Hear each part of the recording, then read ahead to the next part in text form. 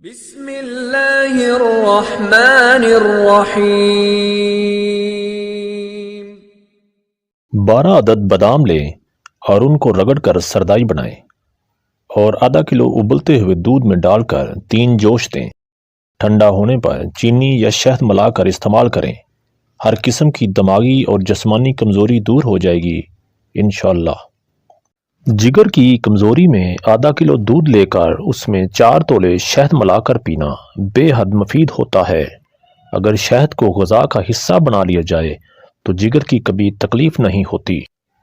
بال گرنے کی صورت میں نہانے سے پہلے سرسوں کے تیل سے سر کی اچھی طرح مالش کریں اور 1 گھنٹے بعد غسل کر لیں۔ بعد میں بالوں کو ہاتھوں سے رگڑیں۔ چند دنوں میں بال گرنا بند ہو جائیں گے۔ 1 تولہ ساگودانہ کو 1 کپ دودھ میں پکا کر صبح و شام کھائیں۔ چند دن کے استعمال سے معدے کی کمزوری دور ہو جائے گی۔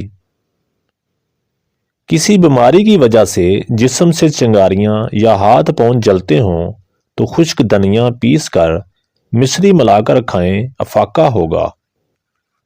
سیب کا سرکہ 1 چمچ لیں، اس میں 1 لیموں نچوڑیں اور پھر 1 چھوٹا چمچ شکر ملا کر دن میں کم از کم 2 مرتبہ استعمال کریں تو یورک ایسڈ ختم ہو جاتا ہے۔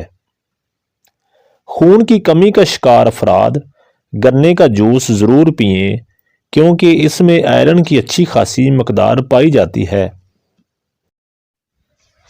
ویڈیو پسند آنے کی صورت میں کمنٹس میں اپنی رائے کا اظہار ضرور کریں۔ ویڈیو دیکھنے کا بہت بہت شکریہ۔ السلام علیکم۔